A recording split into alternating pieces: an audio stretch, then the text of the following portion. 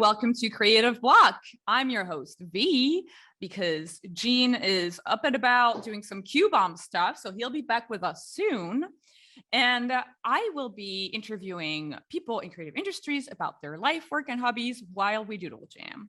We asked people on Twitter if they had specific topics they wanted us to discuss, as well as some drawing prompts. And today with us, we have Chloe Nicolay. Hey! Hello! Thank you so much for joining us. Chloe, I've met you when I was in Gobelins. We both went to the same school. We did. And you have an impressive career that spans over pretty much 10 years now, I guess. Oh, gosh. Sorry. I'm old. Too bad. Don't worry, I'm old too. I've been in this industry for a while too. The Grandma's podcast. Grandma's podcast, where we knit and talk. We're going to be knitting some sweaters. Oh, yes. You worked on like some really amazing shows like the Amazing World of Gumball, Arcane. You've worked on Sing 1 and Yes. Sing 2 for Illumination Mac Guff. Yep. And let's kind of talk about your journey. Kind of first, how did you get interested in animation? Was that always what you wanted to do, or what was the path to? No. At first, I think when I was a kid, actually, I wanted to become a game designer. Oh, not cool! Knowing what it is, because I just wanted to do the characters. Actually, I was like, oh man, I just love like combat games, like when you can have very cool character, very badass, doing some crazy stuff. And I was like, oh yeah, I should do my own games with my own characters. That would be cool. And I thought, oh, maybe this is game design, but no, it turns out it's actually character design. Yeah. And I think basically I thought that animated film were just made auto-generated or something. I didn't know that it was a job that you could do. So it was completely out of my frame. So first I was studying to do illustration.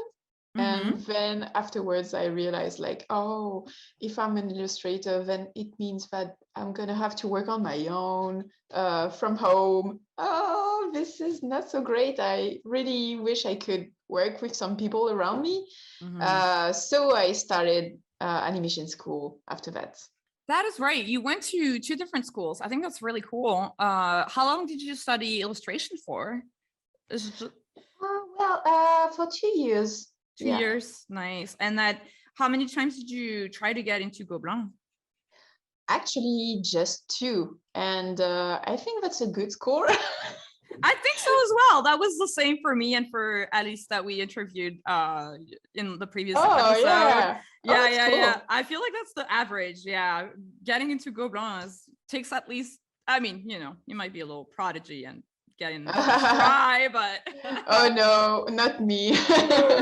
I mean, I did try once right after leaving high school, so I was really young and really not experienced. So that first time I didn't manage to get all the exercises corrected, because at that time they would only correct exercises that you nailed. So if you missed like the second one, they wouldn't give you a grade for the third one and fourth one. So I think I went like halfway through the process or something. But that's right. I forgot about that. It's like they only will grade your exam if you're successful enough. And if you fail, you don't get a grade. That's it. God. That's so crazy. Wow, that was such a while ago. Because I feel like Gobelins has like changed a lot since. I don't know if the entrance exam is like similar to what it was before, but no, I guess it's really different now, but I have no idea. I think what's really cool about the short films you made in Gobelins are that they're very well designed, and I do feel like your experience in the illustration school prior helped you with your sense of character design.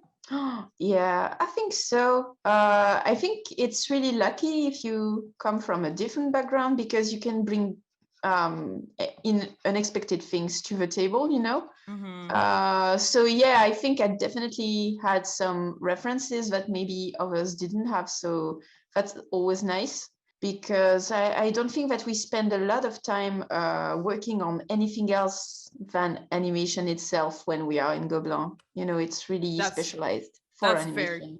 yeah, that's very true. It's pretty intensive, and it was at the time we were there, it was very animation driven, so we were learning animation techniques, not so Yeah, much yeah, yeah. character design or color or anything. Yeah, we had Um, like maybe one class for character design, so you can't really expect to learn this kind of stuff when you're in Gobelin. yeah, You have to be good at it before it. exactly. And I think that's why like the school is has like such talent, is because they kind of are able to grab people who are already talented Yeah. like before getting into school. I think what's really cool too is that you directed like 3 shorts in your course of being in Gobelin. One was The Night We Were King, and Oh yeah. that was through an internship. How was the process for you getting this internship, pitching the short, and making it? It was during your first year, which was pretty early.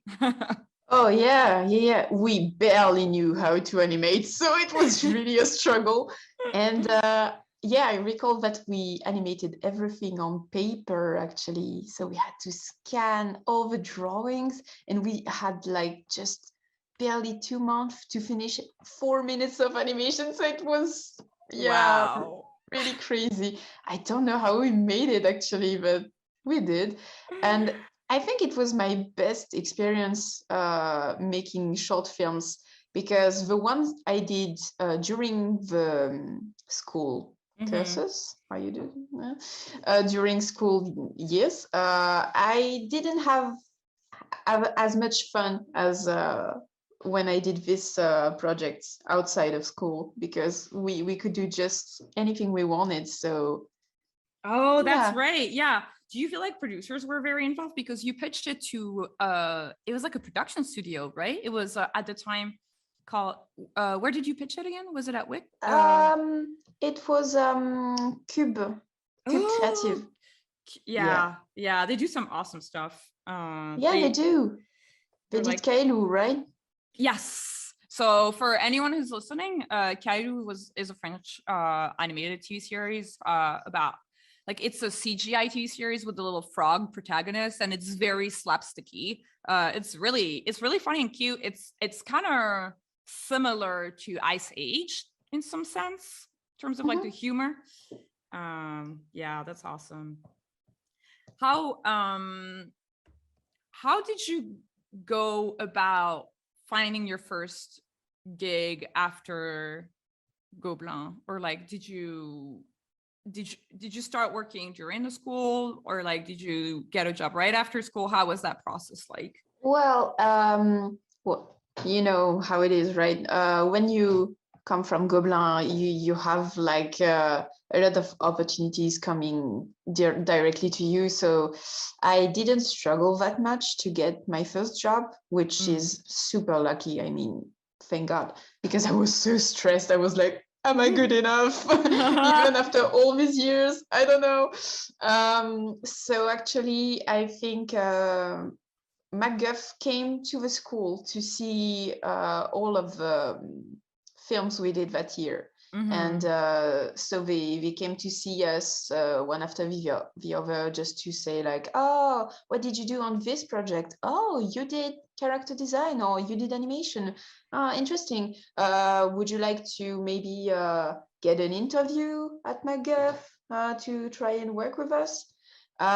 So I was approached to do storyboard, and it was really surprising to me because at that time I really wanted to specialize in character design, and Mm. storyboard was like, oh yeah, sometimes I enjoy doing it, but I don't really know how it's done because we didn't have a lot of classes for it. Yeah. So I didn't know anything about storyboard really. I just did what felt right, but that's pretty much it.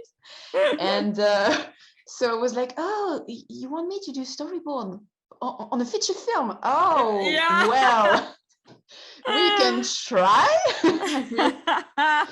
Let me know if it works for you. We'll see.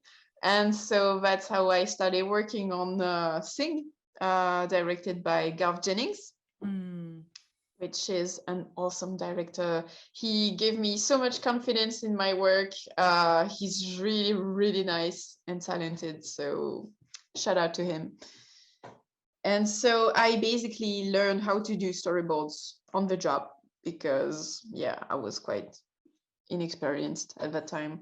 That's true. I feel like Gobelins did not teach at all storyboarding at the time. It might be different now, but I feel like at the time it was definitely not somebody. But also it's because all the storyboard artists are just like overworked, so they don't have time to come teach at the school.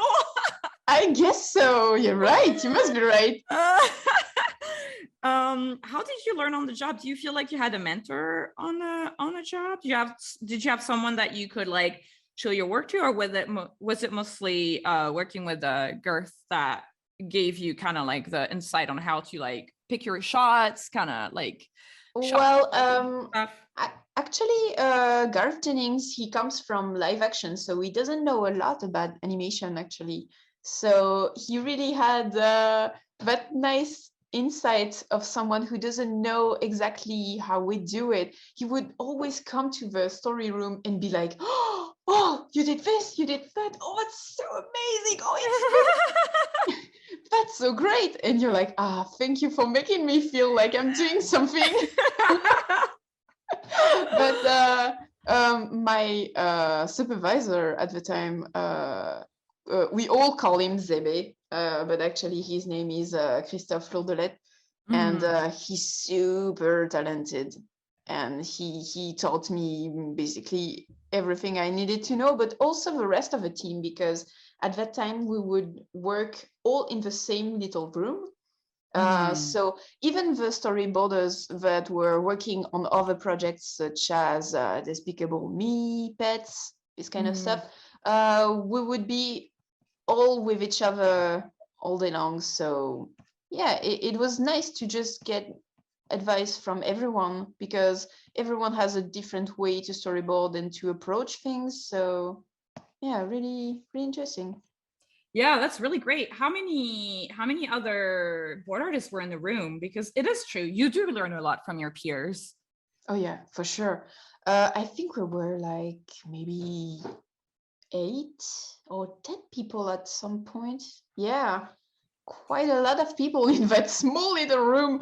And it's funny because everyone was really different. You had really young people such as myself, and also Nolwenn Roberts, that maybe you know because I've met her a couple of times. She's amazing. Nice. Yeah. She's so cool. And we were like the newbies basically, and the other guys would teach us how to storyboard.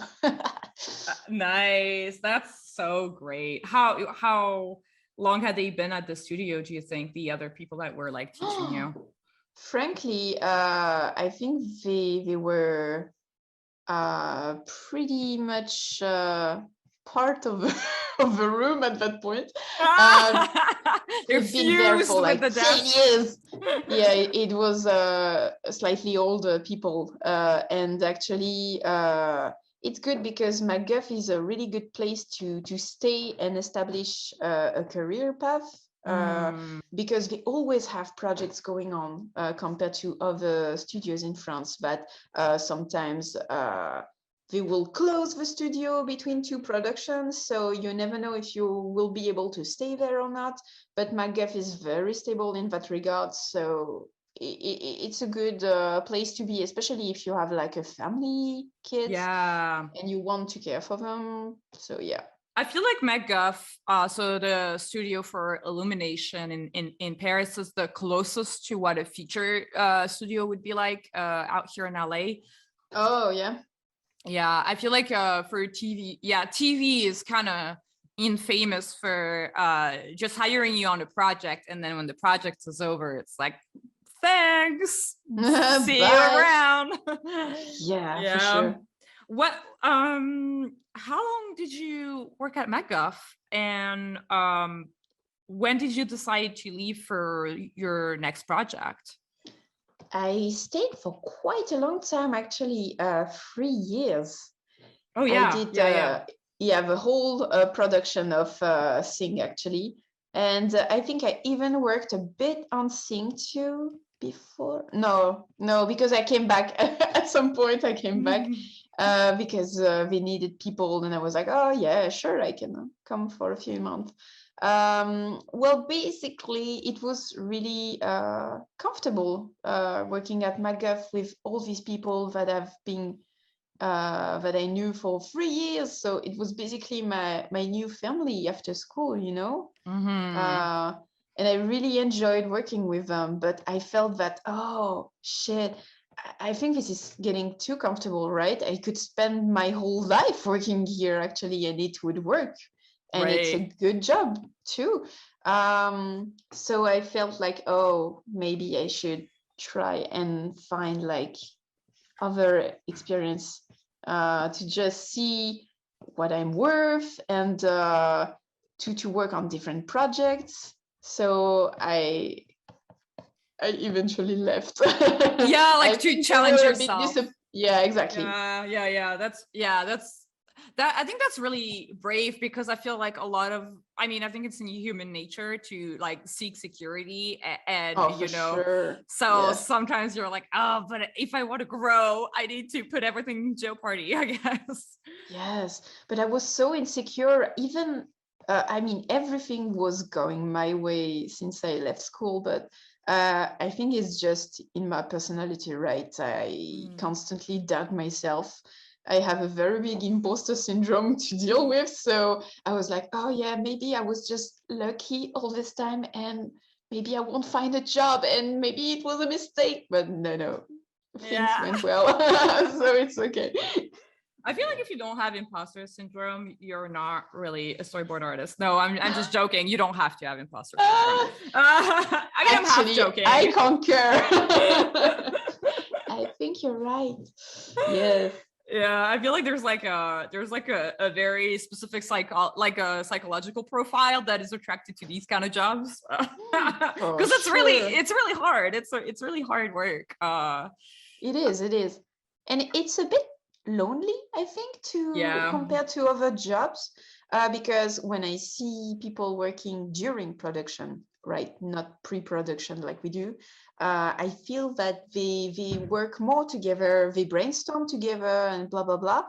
But I mean, at least in France, we don't do that as much, and I think it's a shame because a lot of times I won't even see what my colleagues are working on. Even if we're working on the same project, sometimes just everyone works in their own little corner, and yeah, it's too bad. Yeah, I agree. I've always wondered if it wasn't a thing that was linked to us, like the schedules in France that are usually tighter than in the US, or if it's just kind of like the way the production is structured. I've Yeah, I don't know.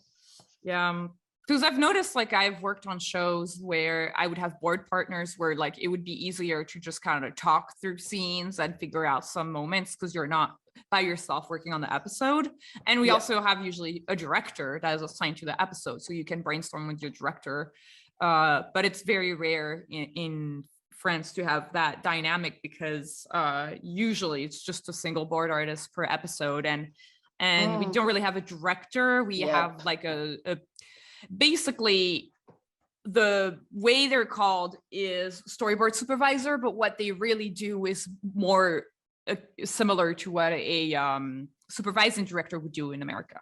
So Oh yeah. they're like busy doing a ton of stuff, so it's kind of hard to like brainstorm with them usually.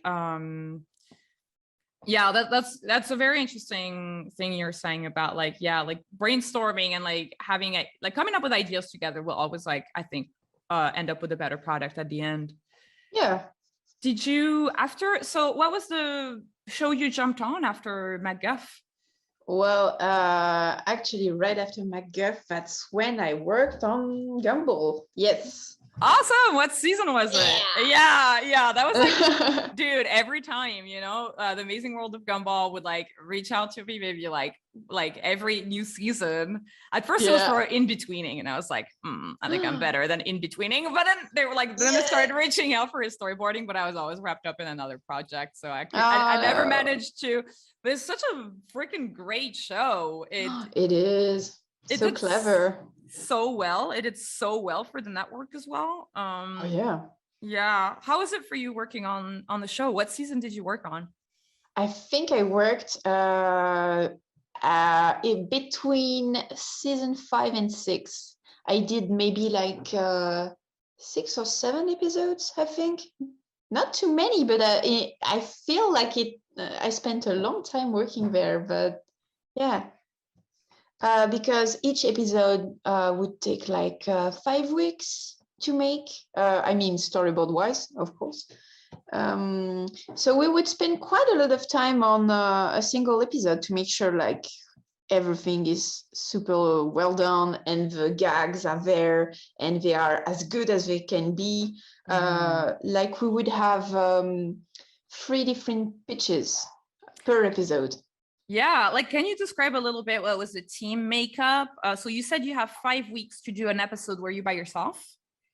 Yes, you do the whole episode by yourself, and actually it was a bit different for me because I was working remotely when the rest of the team was working directly in London. But they would ask me to come to do the pitching sessions in person. So they would buy me a train ticket, a Eurostar ticket, to go from Paris to London for just a day at the time.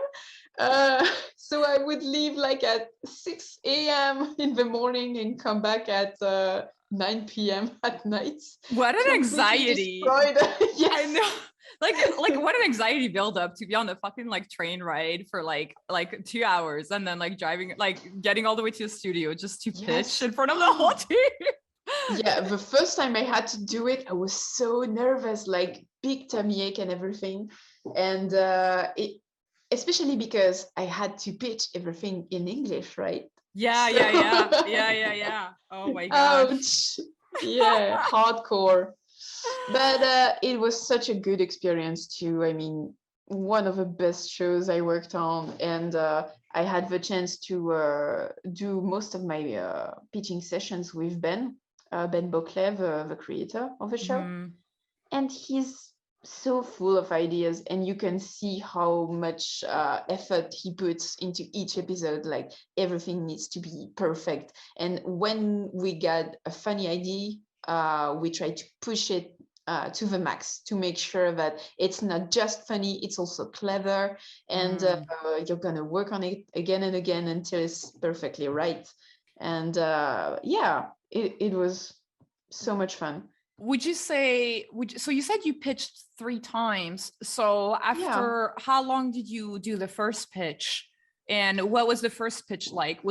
Were you turning in boards that were rough? Was it like potato heads, like talking to each other? What was kind of like the expectations for that?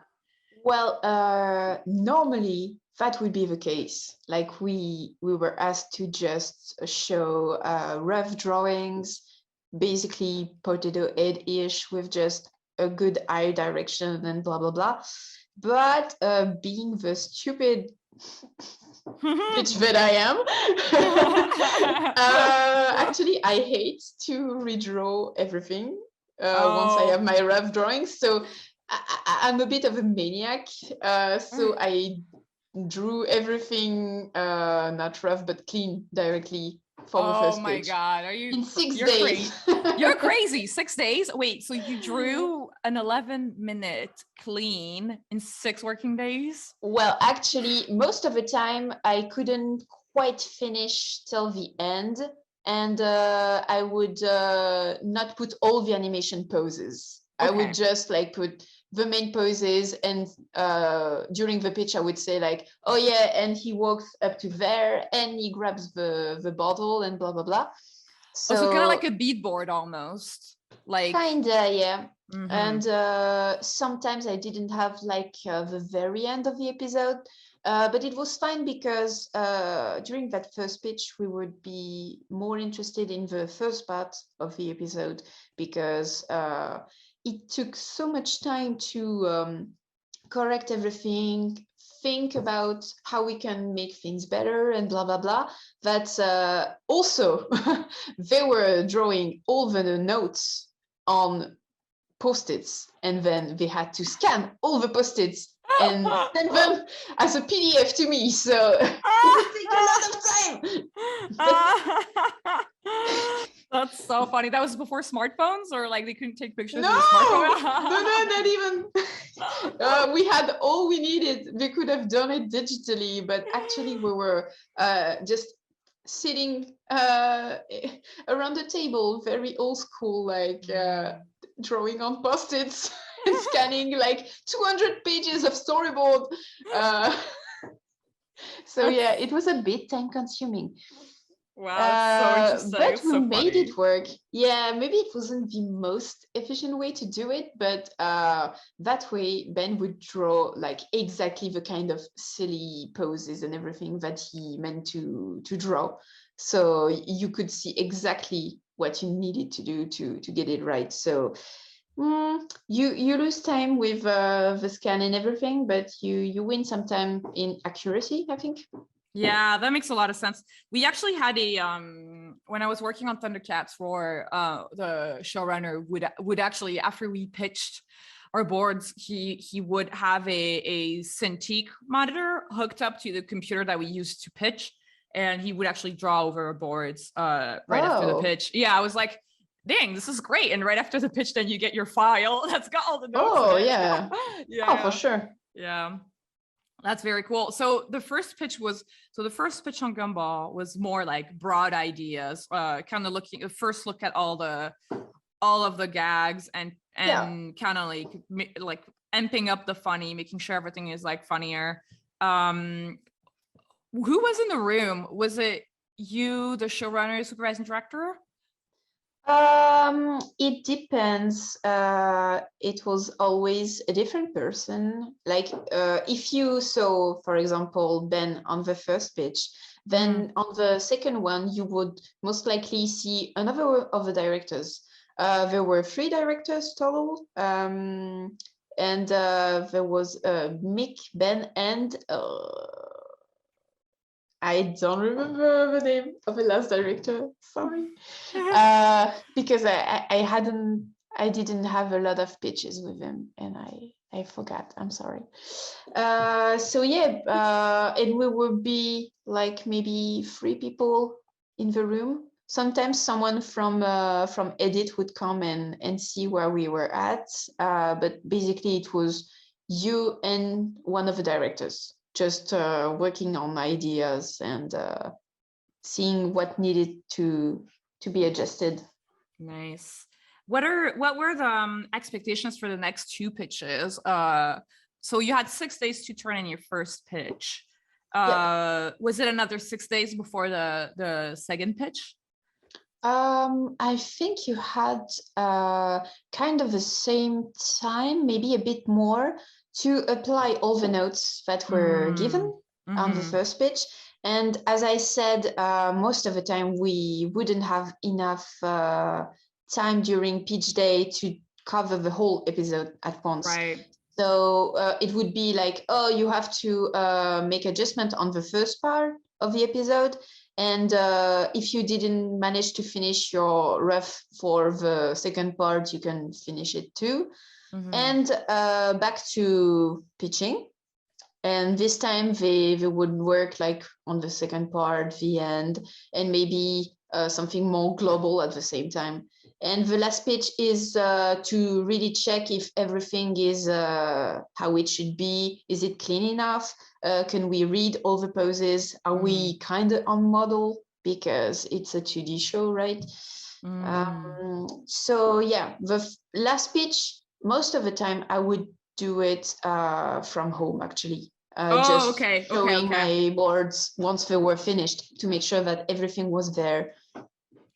That So makes sense. yeah, I would just take the train twice in a Oh yeah. month. That's enough. That's enough. Yeah, exactly. Wow. Was this third pitch at the very end, at the very like right before you turned it in for revisions? Did you guys have revisions on Gumball? Oh yeah, we did for Oh, sure. nice. Yeah, sometimes they would put the episode in edits and come back with notes, and so the assistant storyboarders would take care of the notes, or sometimes the supervisor would. Depends. Mm. Wow, that's really cool. Would you say that like between the script that you got at the beginning and the way the episode was at the end, would you say like there are a lot of changes were made? Almost none, and it's uncanny because when you compare your boards to the final results, you're like, oh shit, it means I did everything. Oh Yeah. wow, they kept everything. That's so cool. Oh yeah, because that's very different from feature, right? Where feature you draw a ton, but like not much of it ends up on the screen, right? Oh yeah, especially if you don't do like the whole production. If you leave early, you're not sure Yeah. to see your boards anywhere, actually. Yeah. It's a bit frustrating sometimes. Oh my God. Do you feel like what would you say are the pros and cons between working on feature versus TV?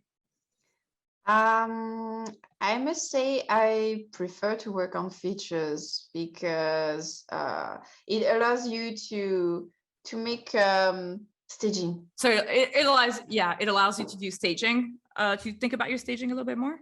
Yeah, because you have less technical limitations, I would say. Like you can really not limit yourself on the amount of shots, on the kind of point of view you choose, because when you work in TV, you have to think efficiency. Like Right. the episodes are not supposed to be too expensive to make. So you can't like put 300 shots per episode, or you can't have certain point of views like really dramatic Yeah, um, up or down angles. angles. Yes, Mhm. exactly. So Yeah. sometimes you're a bit like, oh, this is a bit flat. And it's okay for some shows, because when you see Gumball, I wouldn't have staged it any other way. I mean, it's so well done and efficient, and it serves the purpose and it serves the style of the show. But Mhm. yeah, I kind of like to have something that looks a bit more like live action, you know? Try to think about the subtleties and the symbols that you can put in your boards, instead of just thinking like, oh, pretty angle here and there. Yeah, very true. So you can, yeah, just amp everything and think about the personality of the characters, and yeah, I love it. That's really great. I like that that take on it, because it's just like it's very different working in TV and features. Even though you're doing the same job, it's like kind of like a different speed, and it is definitely a different ask from each of them. But it does sound like there was a bunch of redoing in Gumball that, I mean, isn't maybe like as big as feature, but that is kind of like uh still kind of in the same sense of like getting a lot of notes, I guess. Oh yeah, I was a bit surprised to have like 3 pitches for each episode. I was like, oh, but this is a TV series, right?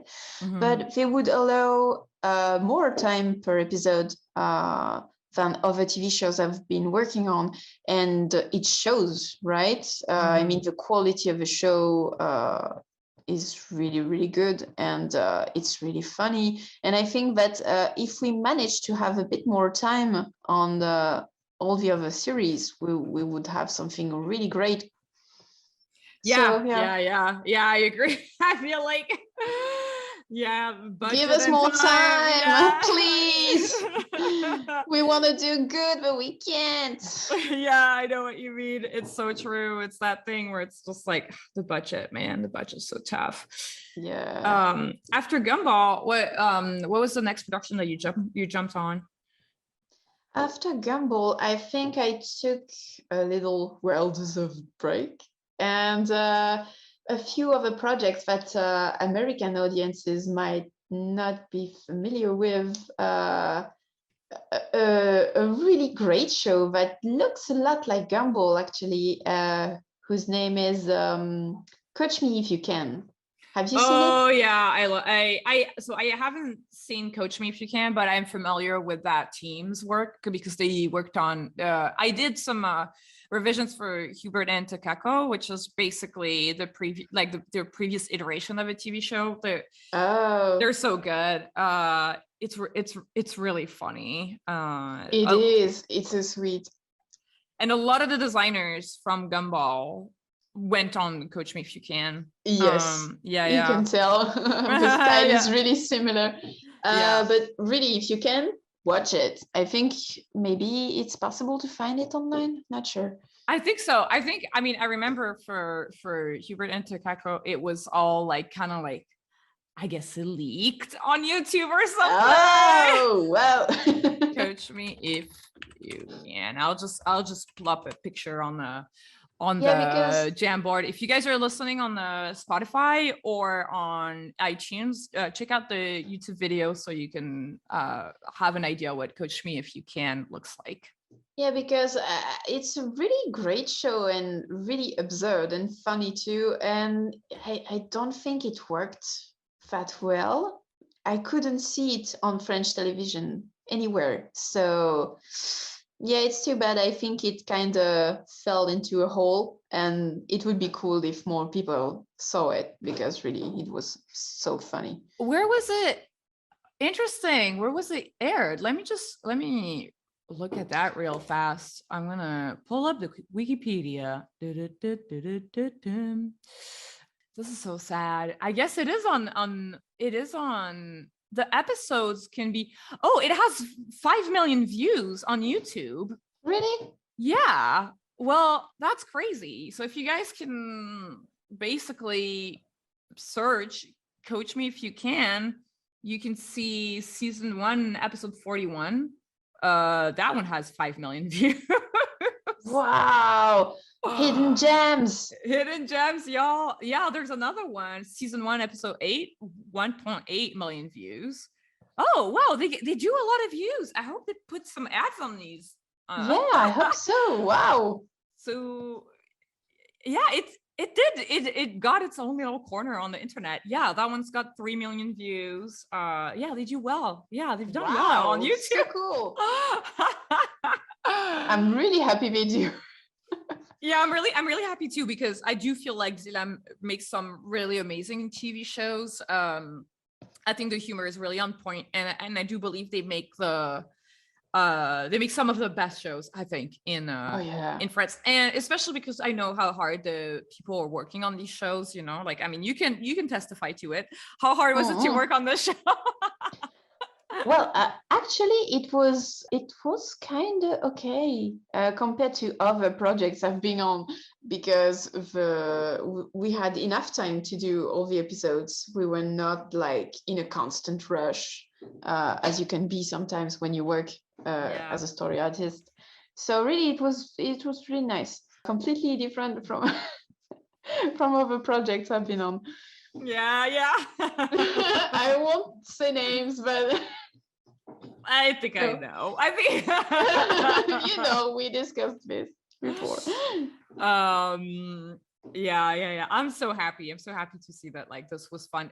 I remember with Elise, we talked about how the French animation industry started kind of moving away from the contract-based service to a daily wage. Yeah, you talked about le forfait. Yeah, which is basically very similar to working freelance, where you're just paid for delivering a product. How were you paid on Coach Me If You Can? Actually, on Coach Me, I'm not 100% sure, but I think we were paid for each day. That's great. That's amazing. So yeah, Yeah, I so think if you so. if you needed a tiny little bit more time, then you would get paid for that extra day Yeah, that you were exactly. that you were working. How is it in the States, by the way? Is it the same? No. Yeah, it's you're paid in the States. You're paid on a by the hour, I guess, or like daily. Your contract should say how much you're getting paid per week, and you're getting paid every day that you're employed. It's only if you like get let go that they stop paying you, but you're paid every Oh, day. okay. Yeah, Oh, that's good. That's good. yeah, which is great. Yeah. I mean, it makes more sense, right? I To be know, paid right? every Like, day. isn't that crazy? Like, yeah, you're paid every day you work. Isn't Yes. that great? It's really, yeah, it's hard to believe that this is happening in France. And it's mostly that way because people are not really well educated on what they are allowed to have. They don't know their basic rights. And it's the kind of stuff that you don't see or hear about when you are in school. So it's really hard to get the correct informations, like on what are you supposed to be paid, Yeah, and I this kind agree. of stuff, So I guess you discussed it with Alice, so I'm not gonna take that road again because it's all very complicated to explain. But actually, I'm part of a union here in France, Yeah. and we are trying to tell people what they can expect salary wise, and what are the basic rights. So I hope things are going to change for the best. I think that's so great. I feel like being active in the union is just so important because you do like the thing is that you don't want your union to get phased out of the industry. It's very, very important that as a professional, you get involved with the union, whether you're in France or you're in the US, and or if Yes. you're in Canada. I know that there's been some efforts to unionize as well, because the thing is that like without a union, it's basically impossible to fight against like broad practices. Like you can do something as on your own, you can negotiate your own salary, but if you want to kind of protect your peers for them to not be underpaid, it's just like really great to do that. That's exactly what's happening in France. Like everyone fends for themselves, and when you are just out of school, well, you're gonna be way underpaid, because if nobody knows how much they should be paid, and if no one protects them, well, the studios can just say whatever they want, and they will be like, oh, okay, well, thank you, it makes sense, and that's it. By the way, if you're like listening to this episode and you're trying to get into animation and you're interested in it and you want to know what the wages look like, check out Salty Animators. They have a big spreadsheet. They're on Instagram and I think Twitter. Let me just check. Salty Animators. They have like a big wage. So it's at Salty Animators. They're on Instagram, and basically, if you click their link tree, it will take you to the Salty Salary Collection. I love this spreadsheet because it will cover all the wages across the globe. So not just in France, not just in the US, not just in Canada, but also in New Zealand, also in Southeast Asia. I think it's very informative, and I really want everybody to take a good look at this. So oh yeah, for sure. Just a little shout out. I'm really glad to see that you're taking part in the union in France, because I was just talking about how it needs a lot of help for it to become stronger, because the lawyers, for the producers, have lawyers, and the lawyers are very good at their job. Yeah, for sure. I wish we had lawyers. Exactly.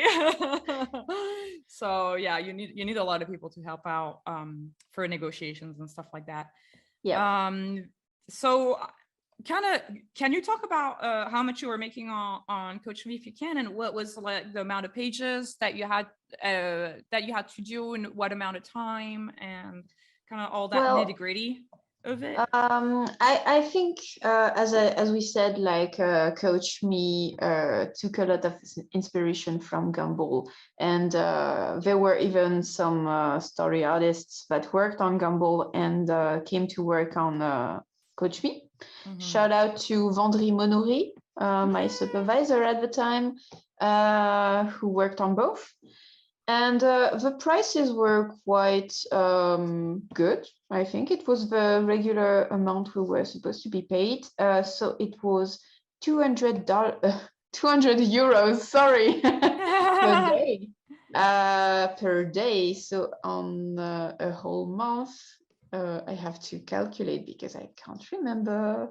Oh yeah, so like times 30. It would make like 4,400 euros per month. Yeah.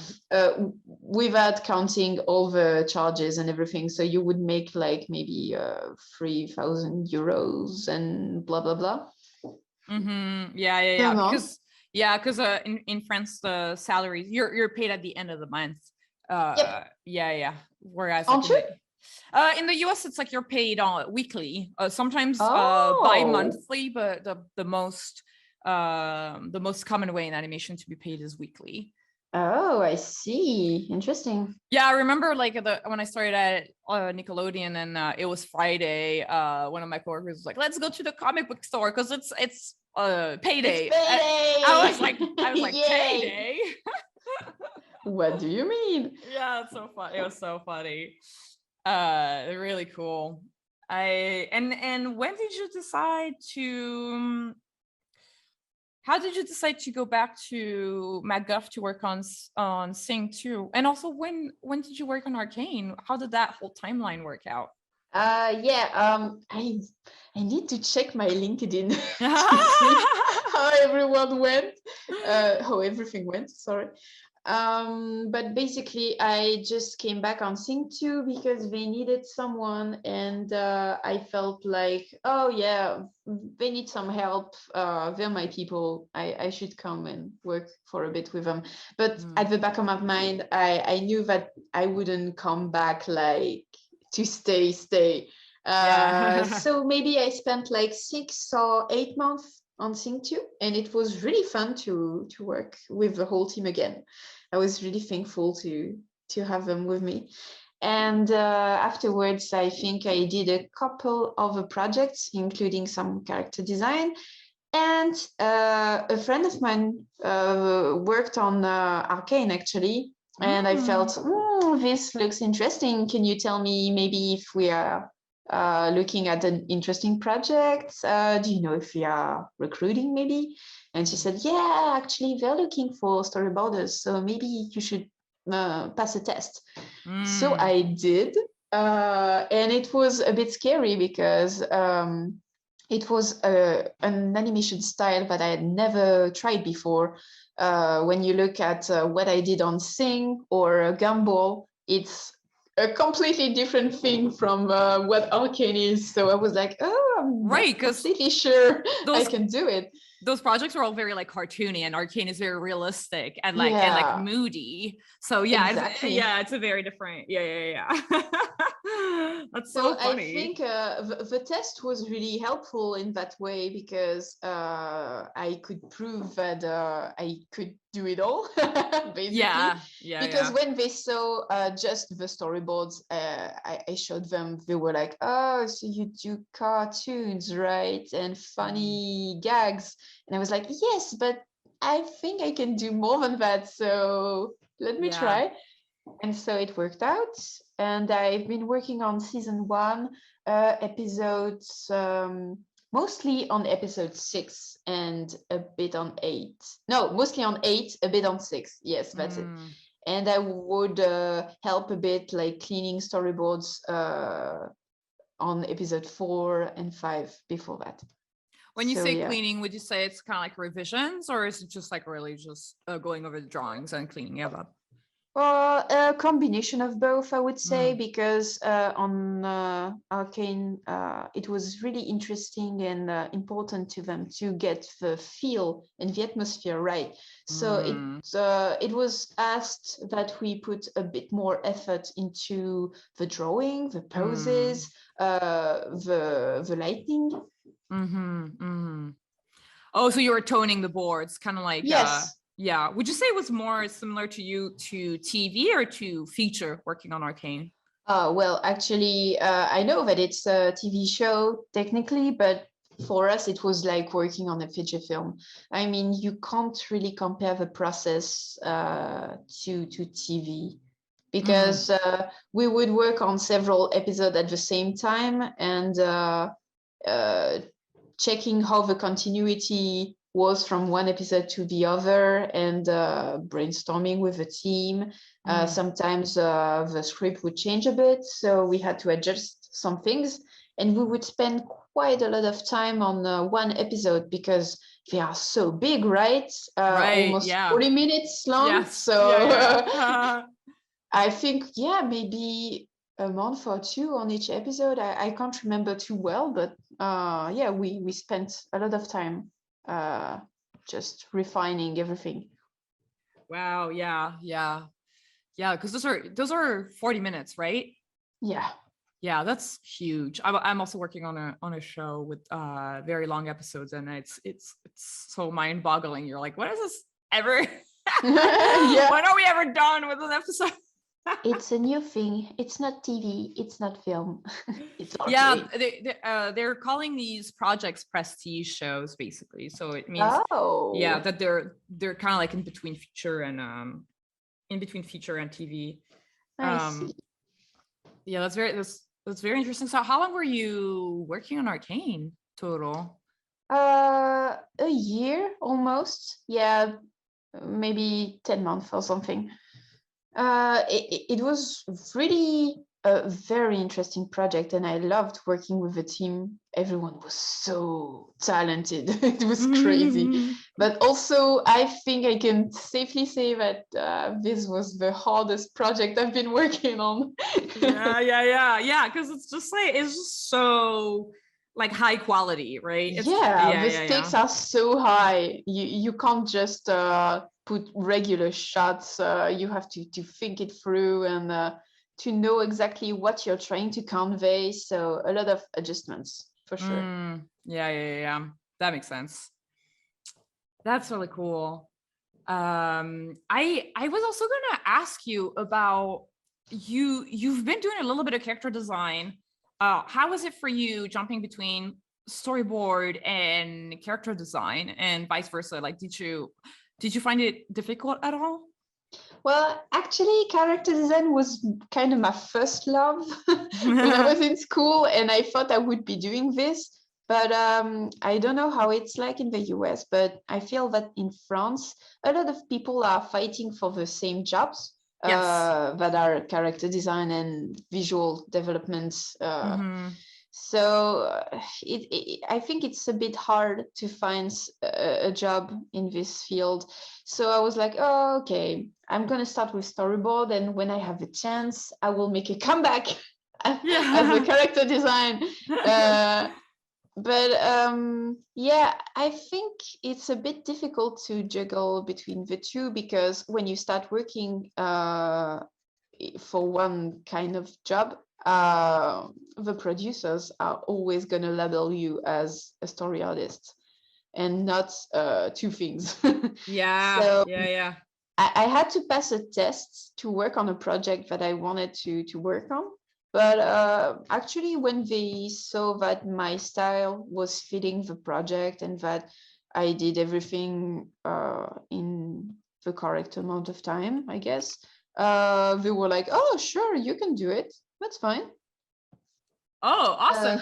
Did, yeah, that's I love that. That's great. Did you have to did you have to kind of like put yourself out there in terms of like, hey, I really want to do this thing. Like I really want to do character design. So people would yeah, yeah. yeah, for sure. Because sometimes people see my profile on Instagram and they're like, oh, your style is really cool. Maybe we could work together. But I've never been asked to do specifically character design. Most of the time it's like, oh, so you're an illustrator, right? So can you do illustration for us? But for character design, I really had to fight for the spots. So I just passed tests. And I think I'm pretty good at everything that's technical in the character design aspects, like making turns and expression sheets and blah, blah, blah. So I think I had a good level in technical drawing, and that helped too, because they're looking for someone who's really efficient. Yeah. It's about bringing good ideas for sure, but it's also about being able to do everything in the right amount of time. So yeah. Yeah, that's very true. I worked on the series Brazen. I don't think it's too huge in the US, but it is in France because it's an adaptation of a famous comic book by Penelope Badger. Yeah. It's really great because it's basically a series Penelope started highlighting inspirational women throughout history and just kind of like putting a focus on like it's what's the expression now? It's not powerful women, it's empowered women. Yes. Those women. So I'm gonna grab a little picture and put it in the Jamboard. So for anyone who's listening on iTunes or Spotify, check out the YouTube video so you can see what it looks like. It's really cool. I remember reading the comic when she was publishing it online, and it's just so cool because each story at the time was like a couple pages of comics. And and how was the TV show like? Was it each episode that features a different woman? Yeah, exactly. So they didn't feature new stories, so it's all the same stories as in the comic, and they turned it into a 5 or 10 minute episode, maybe 5. I think it was quite quick, and they would show it on French television at an hour where everyone was in front of their TV, so it was quite huge. And I think it was a good fit for me because the style of the comic was really close to what I draw myself. So it wasn't too much of a stretch to work on it as a character designer. Totally. Yeah, I totally see that. Oh, Brazen is the English title? Yeah, that's it. Exactly. Cool. Yeah, check it out, everyone. It's really cool. I don't know if it's gonna get picked up on some streaming service or what, but it should. I'm wondering because it's such a short format, so maybe not Netflix, I guess. Oh yeah. Well, I don't know if you've followed the news on Netflix. They're having a hard time right now. So what's happening? I don't think I looked it up, so I'm not sure what's happening. Like a crash course for everyone listening, but basically Netflix recently had to announce their quarterly to their shareholders, and it turns out for the first time they couldn't show a growth in the user base. Apparently it even declined a little bit from the previous quarter, which turned off a lot of the shareholders, and the stocks tanked. And so that is happening. And also I think they're just trying to figure out, basically they're like a new business model kind of thing. It's like a very like high level business thing that is kind of happening, kind of because Netflix is more of a tech company, so it's a very similar move to what would happen in companies like, I don't know, the Apple or what's another big one, or like Alphabet or something. Like if someone's not working, they're just gonna like cut some stuff. Oh. Well, you know, it's not the first time that something like this happens. Is like DreamWorks had a similar thing happening like something like a decade ago, you know, when all the feature studios were trying to churn out 3 movies a year. Oh yeah. Remember that time? So Yeah. they tried that and they were like, actually it's not working for us. So then they had to lay off a ton of people, and yeah, so it's, you know, it's the Yeah. ebb and flow of Animation is always going to be thrown under the bus when something goes wrong. So that's not great. I mean, you know, it's just like media in general, because apparently I was looking it up, and it's also it's also like live action projects and stuff got axed. Oh, so, okay. Yeah. It's just, you know, they're thinking about it. They're thinking about it.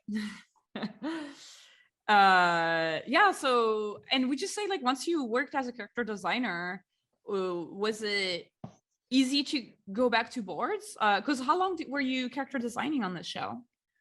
I think it lasted like 3 or 4 months. Okay, so that was short. Yeah, and after that, I did a bit of character design on other projects that are still unannounced. So I'm not sure if they will see the light of day or not. But I really like working both as a character designer and a story artist, because when you just work on storyboard, at some point your brain is starting to melt. See what I mean? So it's good to be able to do something else for a while and rest your brain a bit, if I can say so.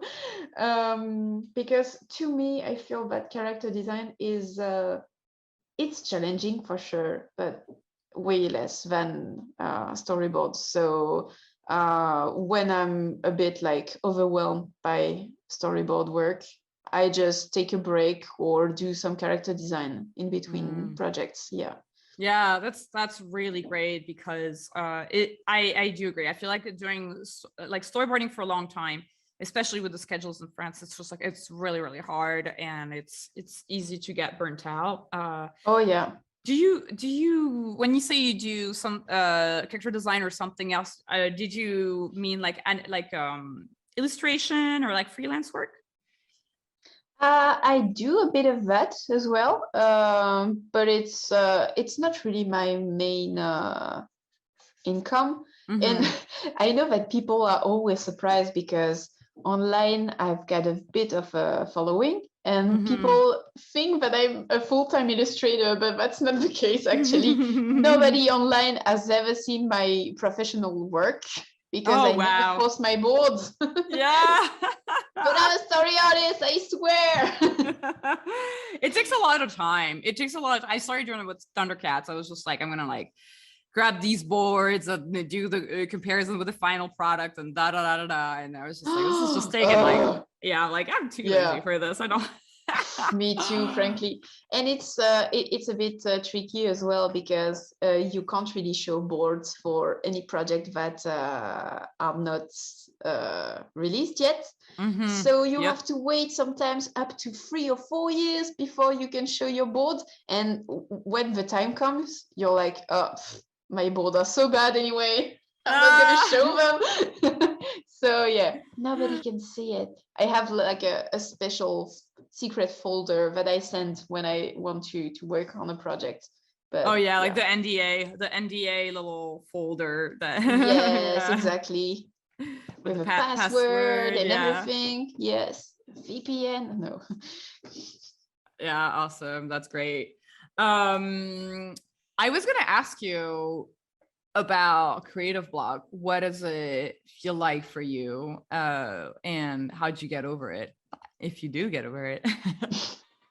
Well, I would say, despite my kind of long-ish experience, I still haven't found the best way to deal with it.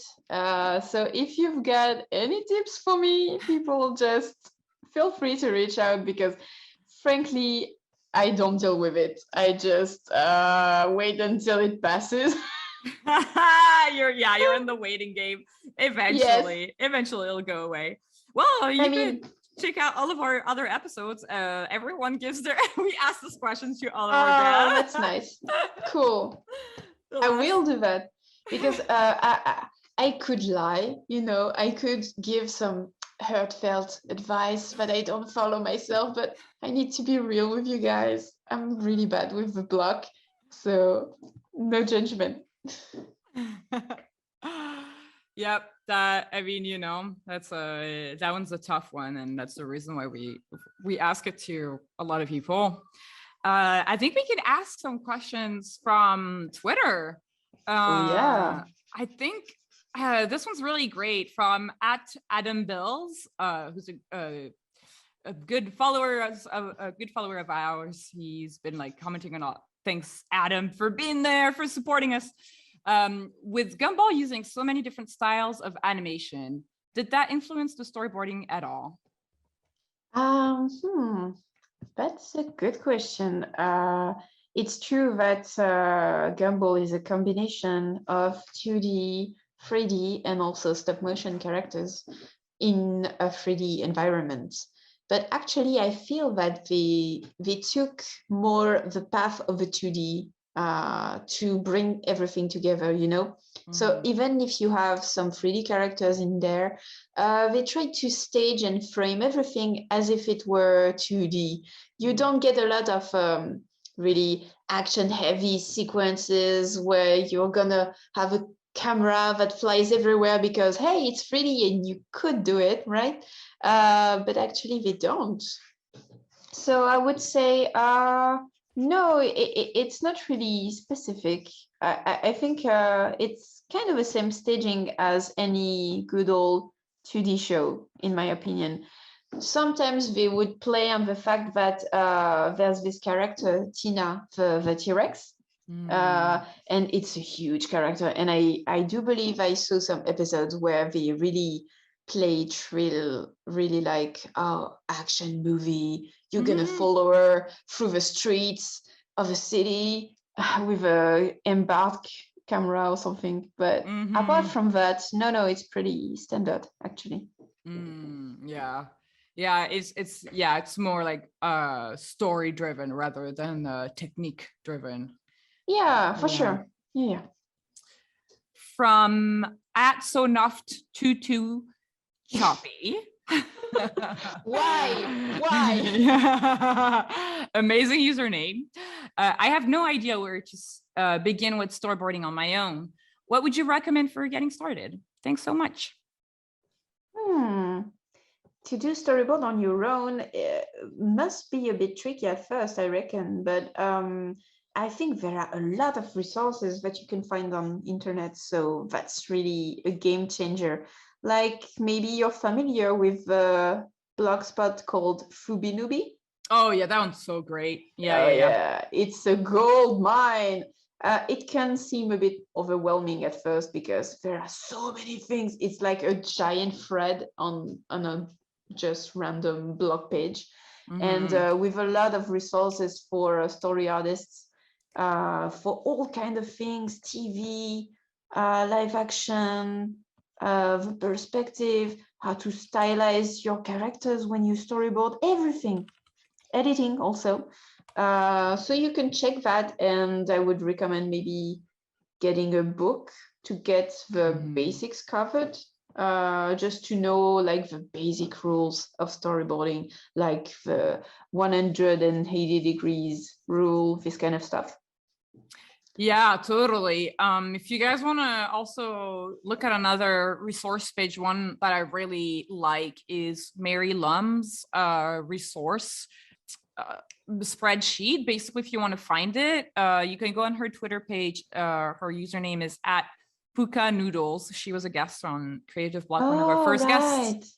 And a link, she has a link tree in her bio. If you click it, you'll find her free animation art master list, and it's got a ton of stuff. Let me check if Fluby is in there, because Fluby is definitely like #1.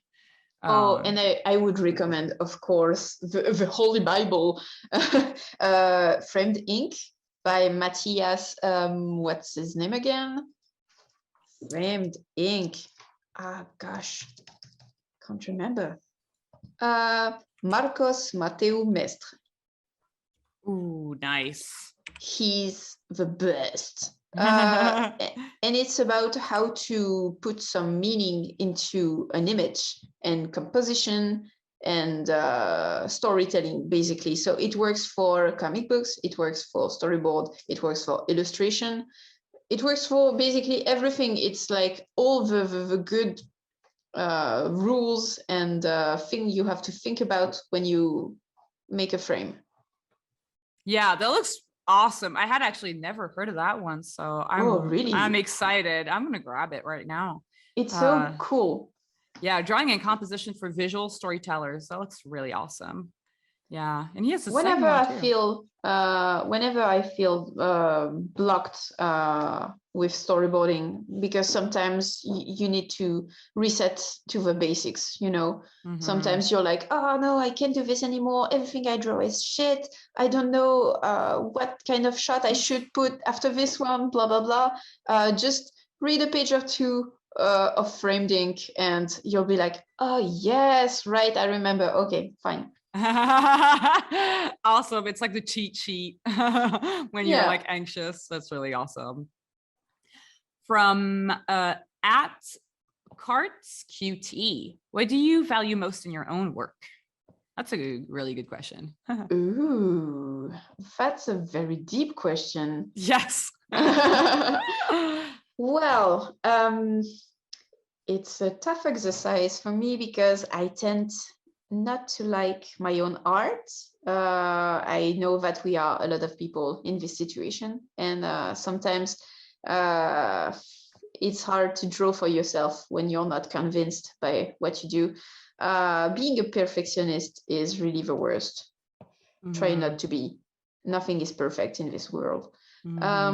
So what I like about my own drawings would be the fact that they are expressive, I guess, most of all. Like when a drawing conveys the right expression, the right mood, when you look at the character's face and you're like, oh, I know that feeling.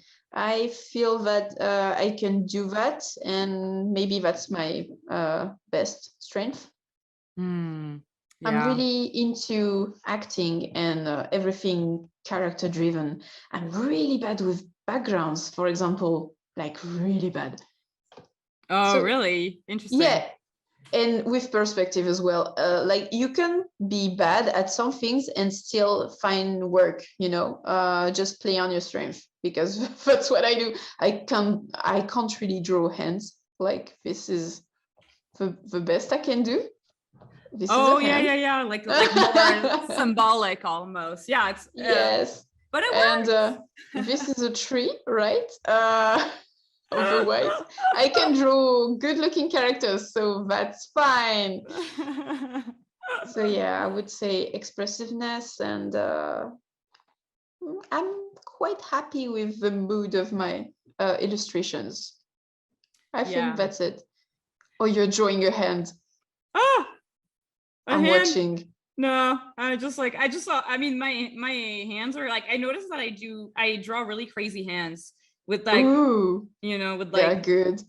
Like, I don't know, they're like, I don't know, like very spider long fingers. And, yeah, for sure. And like the, I call them like monkey hands. I draw monkey hands for my characters.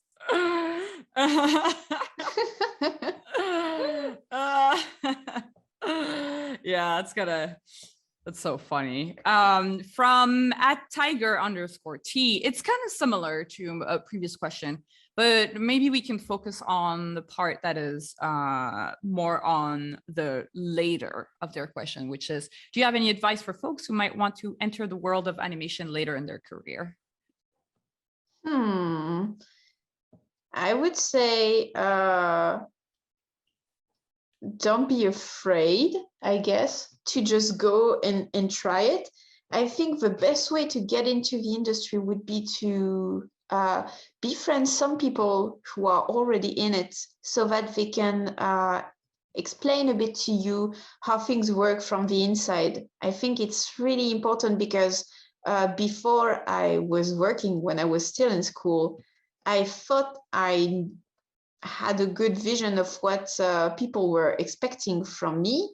And boy, was I wrong, because you feel that you need to be absolutely perfect and to know how to do things right away. And actually, it's fine. They just need people to do an okay job and to do it and communicate it well. They need someone they can easily talk to and that can understand what they need.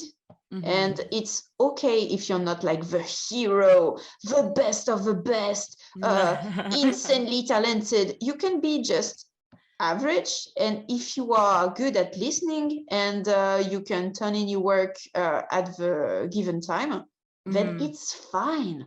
And you don't need to just cry tears of blood and do the best work you've ever done every single day, because that's just not realistic and it's not possible. You're gonna be burnt out in like 2 seconds. Yeah, that's so true. I feel like that's that's very true.